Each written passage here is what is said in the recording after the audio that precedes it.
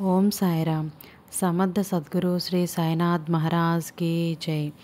సాయి భక్తులందరికీ కూడా నా నమస్కారం అండి. అందరూ ఎలా ఉన్నారు? ఆ సాయినాథుని కృపా కటాక్షాలు మనందరిపై ఉండాలని మనస్ఫూర్తిగా కోరుకుంటున్నాను. ప్రతి ఒక్కరూ కూడాను మన ఛానల్ని సబ్స్క్రైబ్ చేయనట్లయితే వెంటనే సబ్స్క్రైబ్ చేసి పక్కన ఉన్న బెల్ ఐకాన్ని క్లిక్ చేయండి. ఓం సాయిరామ్ అని ప్రతి ఒక్కరూ కూడా కామెంట్ అయితే చేయండి. ఈరోజు సాయి వాక్కు. ఓం సాయిరామ్. సాయి భక్తులందరూ కూడాను ఈరోజు సాయి మాటలు వినండి శ్రద్ధగా. ప్రతి ఒక్కరూ కూడాను దినములు, వారములు, వర్షములు వస్తూ పోతూ ఉంటాయి. వీటిని లెక్కించుకుంటూ కూర్చుంటే ప్రగతి సాధించలేము. మార్పు లేని జీవితం జీవితమే కాదు. పాత రోత గుణాలతోనే కాలం గడుపుతూ కొత్త దినాలను ప్రారంభించటం ఘనత అనిపించుకోదు ఎప్పటికీ కూడాను. ఒకటి మాత్రం గుర్తుపెట్టుకోండి, తల్లి కాలంతో పాటుగా మీలో మంచిని కూడా పెంచుకోవాలి. చెడు వ్యసనాలను, దుర్గుణాలను క్రమంగా వదులుకుంటూ పోవాలి. సద్గుణ సంపన్నులు కావాలి. ఎప్పుడూ కూడా విషయ వస్తు వాహనాల కోసం కాక దైవానుగ్రహం కోసం ప్రయత్నాలు చేయాలి. నిత్యము కూడా దైవ స్పృహలోనే ఉన్నప్పుడు దైవము మిమ్మల్ని దినదినము కూడా క్షణక్షణము దీవిస్తూ ఉంటుంది. ఇది మర్చిపోవద్దు. ప్రతి ఒక్కరూ కూడాను ప్రతి నొప్పి ఒక పాఠాన్నే నేర్పిస్తూ ఉంటుంది. ఆ నేర్చుకున్న పాఠమే మనిషిని కూడా మారుస్తూ ఉంటుంది. ఒకటి మాత్రం గుర్తుపెట్టుకోండి, మనసుని మించిన తీర్థం లేదు, శరీరాన్ని మించిన క్షేత్రం లేదు, అంతరాత్మను మించిన గురువు లేడు, జీవితాన్ని మించిన గ్రంథం కూడా లేదు. ఇవన్నీ కూడా ప్రతి నిత్యము కూడా మనం బాబా గారిని వేడుకుంటూ ఉన్నట్లయితే మన జీవితంలో ఎన్నో అద్భుతాలు అన్నీ జరుగుతాయి. మనం దేవుడి మీద నిందలు వేయకూడదు. దేవుడు ఇలా చేయలేదు, అలా చేయలేదు. ఎప్పుడు ఏ సమయంలో ఏది కావాలి ఆయనకి అన్నీ తెలుసు. ఎంతటి ఉద్రేకమైన పరిస్థితుల్లోనైనా కూడాను కోపాన్ని అదుపులో ఉంచుకోవడం చాలా మంచిది. అలా నేర్చుకోవాలి కూడాను. కోపం అనేది నిప్పు లాంటిది. అది ఎదుటివారి పైకి విసిరేలోపే మిమ్మల్ని కాల్చివేస్తూ ఉంటుంది. క్షణకాలం కోపం అనేది పదునైన ఆయుధాలు చేసే గాయాల కన్నా తీవ్రమైన బాధను కలిగిస్తూ ఉంటుంది. కోపం నటించండి, కానీ వాస్తవ రూపానికి గురి కాకుండా చూసుకోండి. మీరు ప్రశాంతతకు మారుపేరు.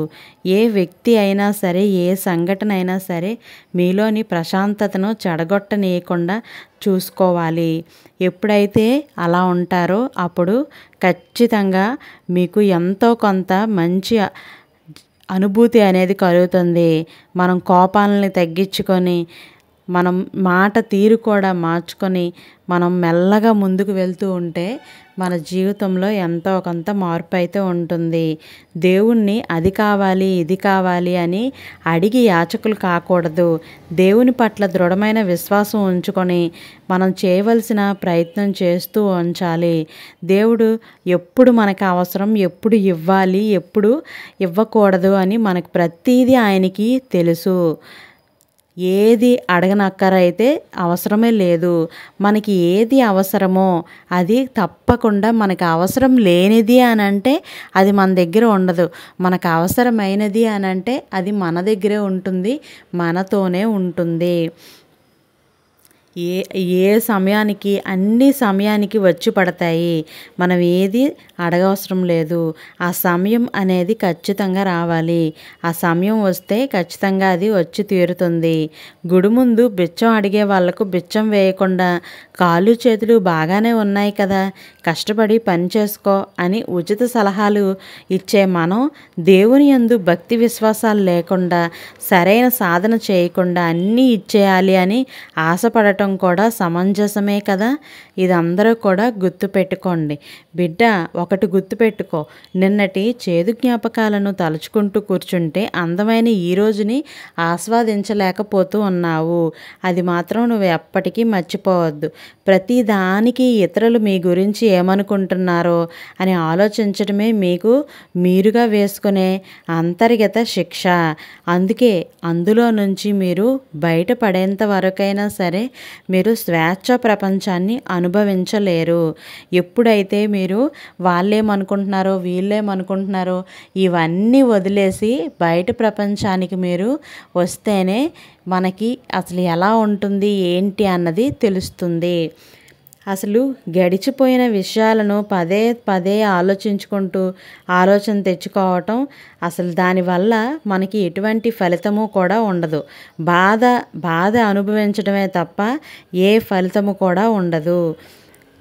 మానవునికి పెద్ద బలహీనత ఏంటో తెలుసా? అది ఇలాగా అనుభవించటం వల్ల మాత్రమే మన బలహీనతగా మారి మన ఆరోగ్యం అనేది క్షీణించిపోతూ ఉంటుంది.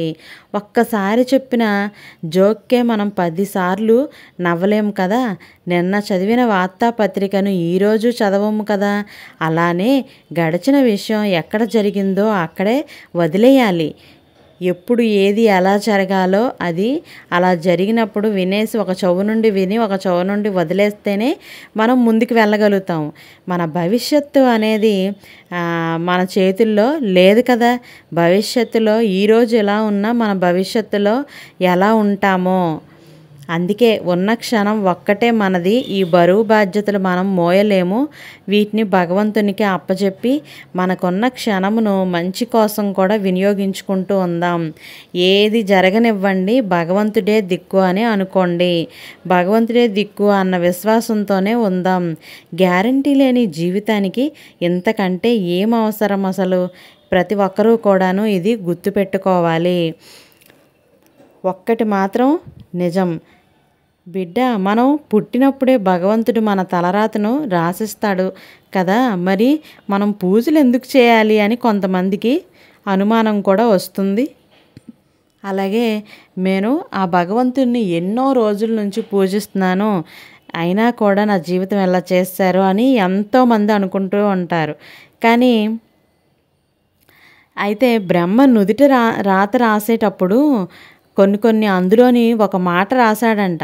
నేను రాసే రాతను నేను కూడా తప్పించలేను, కానీ మీరు మీ భక్తి విశ్వాసాలతో మార్చుకోగలరు అని రాశారంట. ఇందుకు ఉదాహరణ మార్కండేయుడు 16వ ఏటనే మరణిస్తాడని, ఆ మరణగండాన్ని ఎవ్వరు తప్పించలేరని రాశాడంట ఆ బ్రహ్మ. కానీ శివుణ్ణి ఉపాసించి తలరాతనే మార్చుకున్నాడు. 128 ఏళ్ల ఆయువు ఉన్న దుర్యోధనుడు ద్రౌపదిని జుట్టుపట్టి దుశ్శాసనతో ఈడ్చుండటం వలన చేసిన పాపానికి 6వ ఏటనే చనిపోయాడు. జపతప ధ్యాన దానాది కర్మాలతో మనం ఎప్పుడైతే తలరాతల్ని మనం మార్చుకోవచ్చు అని ఎన్నో ఉదంతాలు మనకి చూపిస్తూ ఉంటాయి. ఈ ప్రస్తుతానికి ప్రతి ఒక్కరూ కూడాను మనస్సులో నిరంతరం భక్తితో భగవన్నామస్మరణ చేస్తూ ఉంటే అంతా ఆ భగవంతుడే చూసుకుంటాడు.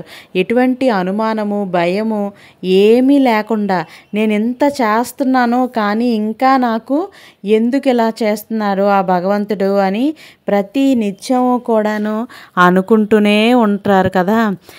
మనం చేసుకుంటూ వెళ్తే ఏ సమయానికి ఏది రావాలి, ఎప్పుడు రావాలి అని అన్నీ ఎప్పుడు ఇవ్వాలి అంతా కూడా ఆ భగవంతునికి తెలుసు. మనం మాత్రం ఓన్లీ దైవ నిర్ణయం ప్రకారం మన నామస్మరణలు చేసుకుంటూ వెళ్తూ ఉండాలి. ప్రతి ఒక్కరూ కూడాను నీవెన్ని బంగ్లాలు కార్లు మార్చినా కూడా నీలో మార్పు రాకుంటే నీ దుఃఖమే నీకు మిగులుతుంది. నీవు నడుపుతున్న కార్లు, నీవు నివసిస్తున్న బంగ్లాలు, నీవు వాడుతున్న వస్తువులు అన్నీ నీకు విలాసవంతమైన జీవితాన్ని ఇవ్వగలవేమో కానీ సంతృప్తికరమైన జీవితాన్ని మాత్రం ఇవ్వలేవు కదా. కనుక నీ అభిప్రాయాన్ని మార్చుకో. అసలు ఈ అభిప్రాయాన్ని మార్చుకోవడంలోని పొందటంలో కానీ ఇవ్వడంలోనే సంతోషం అనేది చాలా ఉంటుంది. కనుక నీ దగ్గర ఉన్నది నలుగురికి పంచిపెట్టుకోవాలి. ఆ తర్వాత 10 మందికి పంచిపెట్టేలా ఆ భగవంతుడు నీ ఇంటిని నింపుతాడు. ఇది ఎప్పటికీ మర్చిపోవద్దు. ప్రతి ఒక్కరూ కూడాను ప్రతి ఒక్కరి ఇంటిని కూడా ఆ భగవంతుడు మంచి పంచిపెట్టేలాగా నింపుతాడు. నేడు మనం ఎన్నో చింతల మధ్య ఉంటూ నిత్యము అశాంతిలోనే బ్రతుకుతూ ఉన్నాం కదా. కారణం దేనిని పట్టుకోవాలో దేనిని వదిలేయాలో సరిగ్గా తెలుసుకోకపోవటం వల్లనే. ఇవన్నీ కూడా శ్రద్ధగా చూడాలి తల్లి. తల్లి నువ్వు చిన్న పిల్లవాడు మొదలు ముసలివాడు వరకు ప్రతి ఒక్కరూ కూడాను నాది నాది అంటూ ఈ ప్రపంచపు బంధాలను ఉక్కు సంకెళ్లతో కట్టేసుకుంటూ ఉన్నారు. ఇవన్నీ ఎప్పటికైనా వదులుకోవాల్సిందే అని తెలుసుకున్నప్పటికీ కూడా సరైన సాధన లేక ఇంకా మరింతగా బంధాల్లోకి కూరుకుపోతూ ఉన్నారు. ఎప్పుడైతే ఇలా కూరుకుపోతూ ఉంటారో మనం వచ్చినది కర్మఫలాన్ని చేసుకొనుటకే తప్ప వీటిని నడుముకి కట్టుకొని వెళ్ళడానికి కాదు. కుటుంబం, బంధుమిత్రులు వీరందరికీ కూడా మనం ఇవ్వాల్సింది అసలు ఇచ్చి వారి రుణం పూర్తి చేసేందుకే తప్ప వారు మనల్ని ఉద్ధరించడానికేమీ కాదు. కానే కాదు. అసలు ఒక్కటి మాత్రం నిజం, ప్రతి ఒక్కరికి కూడాను భగవంతుడే పెద్ద దిక్కు. వీరందరి కోసము ఆయనను మరచి విడచి ఏదో సాధించేద్దాం అనుకోవటం వెర్రితనం. బంధాలను వదిలించుకోవడం అంటే సంసారం వదిలేసి పారిపోమ్మని కాదు. సంసారంలో ఉన్నప్పటికీ మనసు భగవంతుని పైనే నిలపాలని అర్థం. ఎప్పుడూ కూడాను ఎంతటి మనం ఎలాంటి సమయానికి ఉన్న విలువ తెలుసుకునేసరికి మనకున్న సమయం చేజారిపోతూ ఉంటుంది. సమయం విలువ ముందుగా తెలుసుకున్నవాడు జీవితంలో ఉన్నత స్థాయికి అయితే వెళ్తాడు. ఖచ్చితంగా తెలుసుకోలేని వారు ఉన్న చోటనే ఉండిపోతారు. ఇదే నిజం. ఒకటి మాత్రం గుర్తుపెట్టుకోండి, నిజం తెలుసుకునేంత ఓపిక మీకు లేకపోతే నిందించే హక్కు కూడా మీకు లేనట్టే. ప్రతి ఒక్కరూ మానవుడు అవసరమైనప్పుడు వాటి కోసం ఆశపడడంలో తప్పులేదు, కానీ చూసిందల్లా కావాలి అనుకోవడం తప్పే. ఆశకు ఒక పరిమితి అనేది ఉంటుంది. పరిమితితో పాటు ప్రమాణమును కూడా అనుసరించాలి. నోటికొచ్చినట్లుగా మాట్లాడకూడదు. చేతికి చిక్కినదంతా కూడాను భుజించకూడదు. ఎప్పుడూ కూడా ఆకలవుతుందన్నది చేతికి చిక్కినవన్నీ తింటే కడుపు పాడైపోతూ ఉంటుంది. ఆరోగ్యానికి హాని కలిగించిన ఆహారాన్ని మనం భుజించటం ఎంత ముఖ్యమో మనసుకు ఆరోగ్యాన్ని ఆలోచనలు చేయటం కూడా అంతే ముఖ్యం. దురాలోచనలు చేసి అత్యాశకు పోయి ఉన్నది పోగొట్టుకునే కంటే భగవంతుడిచ్చిన దానితో సరిపెట్టుకుని సంతృప్తి పడటం మేలు.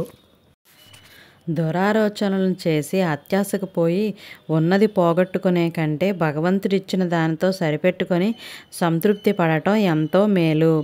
ఎప్పుడూ కూడాను నీవు దేవుని ఆజ్ఞలను పాటించాలి తప్ప నీ ఆజ్ఞలను దేవుణ్ణి పాటించాలని అనుకోవటం మూర్ఖత్వం. ఈ సృష్టి అంతా దేవుని ఇల్లు. నీవు అందులో బాడుగకు వచ్చి యజమానిపైనే అధికారం చెలాయిస్తానంటే ఎలా కుదురుతుంది?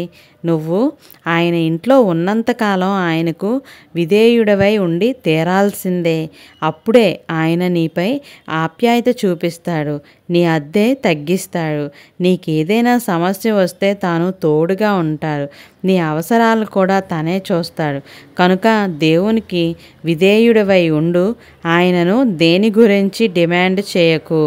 ఇచ్చింది పుచ్చుకో. నీకు కావాల్సిందేదో తెలిసేవారు ఆయనను మించి ఎవ్వరూ లేరు. ఓం సాయిరామ్.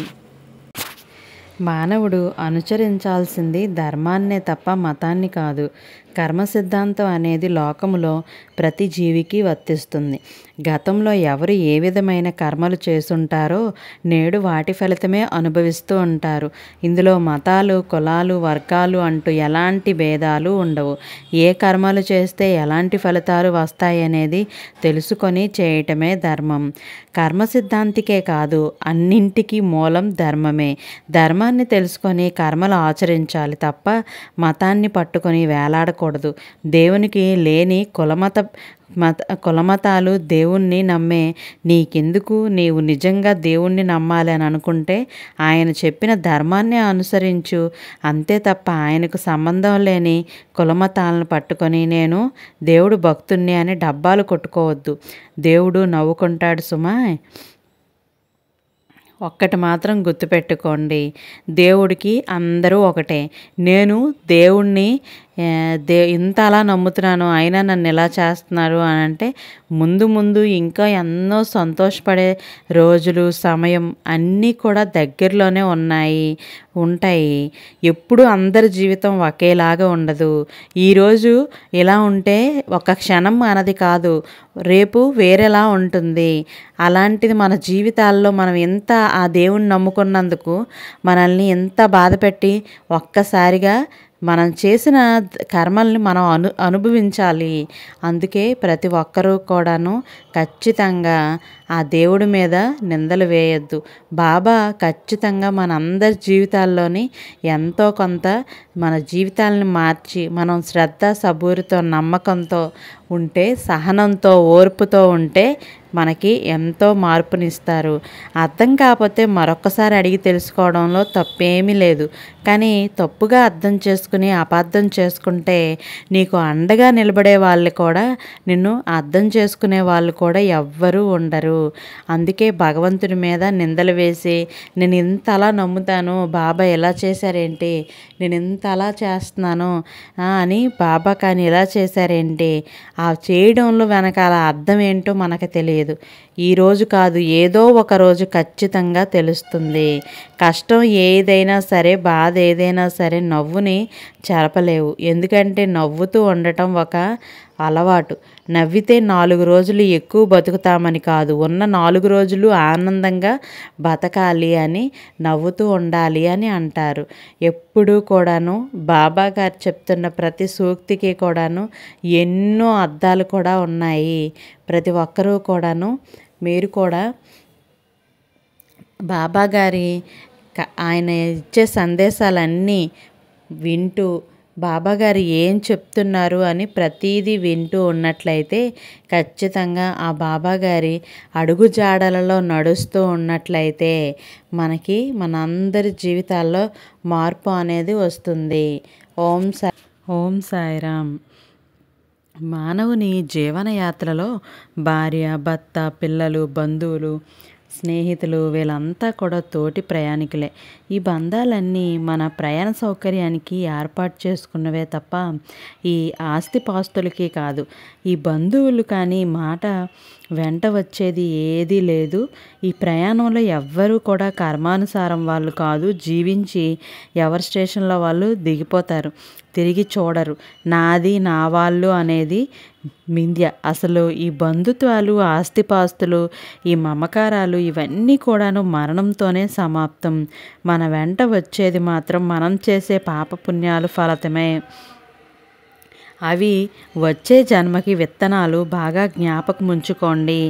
ఎవ్వరూ నీ వాళ్ళు కాదు. ఒక్క భగవంతుడే నీవాడు. వాళ్ళందరూ నీ శరీరానికే బంధువులు తప్ప ఆత్మకి కాదు. ఆత్మకి అసలైన బంధువు పరమాత్ముడు ఒక్కటి మాత్రం గుర్తుపెట్టుకోండి. అర్థం కాకపోతే మరొక్కసారి అడిగి తెలుసుకోవడంలో తప్పేమీ ఉండదు. ఎప్పటికీ కూడా ఎంత కష్టం, ఏదైనా బాధ వచ్చినా, ఏదొచ్చినా కూడాను మనం ఎప్పటికీ కూడాను ఎటువంటి బాధలు పడుతున్నా కూడా మనం ఆ బాబా చేయిని విడిచిపెట్టకుండా ఉన్నట్లయితే ఖచ్చితంగా మన జీవితం మారుతుంది. జీవితం మీద విసుగు పుట్టడానికి 1000 కారణాలు ఉన్నప్పటికీ కూడా జీవిస్తున్నందుకు ఒకే ఒక్క కారణం, రేపటి రోజు ఇలానే ఉండదు అనే ఒకే ఒక్క నమ్మకం అయితే మనలోని ఉంటుంది. ఎప్పుడూ కూడాను ఏదైనా కూడాను అతి స్నేహం, అతి ప్రేమ, అతి చనువు ఇది ఏదైనా సరే మన మనశ్శాంతికి హానికరంగా ఉంటుంది. అతిగా అనుబంధం పెంచుకుంటూ ఉంటే అదే స్థాయిలో బాధని కూడా భరించాల్సి ఉంటుంది. అందుకే ఎప్పుడూ కూడాను ఎంత తక్కువ జీవిస్తే వారితో జీవితం కూడా అంత విశాలంగా ఉంటుంది.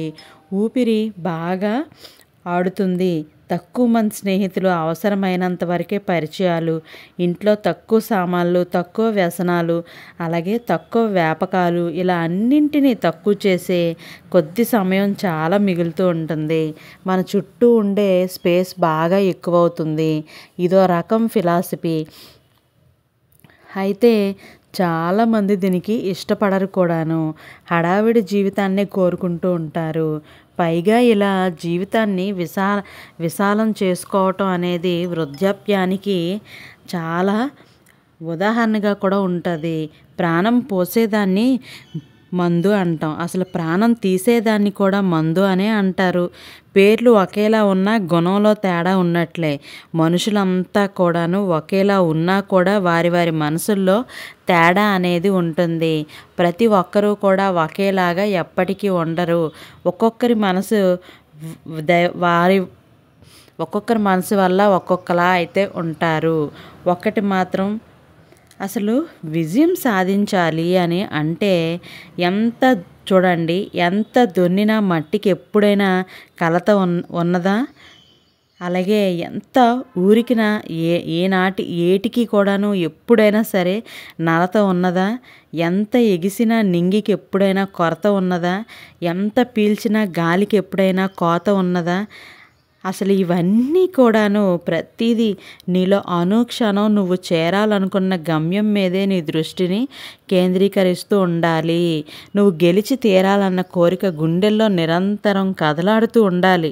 అప్పుడే అలా ఉన్నప్పుడే విజయం సాధించాలంటే కేవలం కోరికుంటే సరిపోదు. ఆ కోరికను మనం ఎలాంటి ప్రయత్నాలు చేయాలి అవన్నీ గుర్తుపెట్టుకుని సత్వర కార్యాచరణకు సన్నద్ధం కావడమే ప్రధాన ముఖ్యం కూడాను. ఎదిరించే చేతులుంటే ఏరుదారేయక కూడాను ఏం చేస్తుంది? గెలవాలన్న కసితో పయనించే అడుగుల కంటే కూడా దానంతటా అదే మార్గం అనేది మనకి చూపిస్తూ ఉంటుంది. ఓ శిల్పి బండరాయిని అందమైన శిల్పంలా మలచడానికి ఎంతో సమయం కావాలి. ఓ గొంగలి పురుగు అందమైన సీతాకోక చిలుకలా మారాలి అని అంటే సమయం, సహనం రెండూ కావాలి.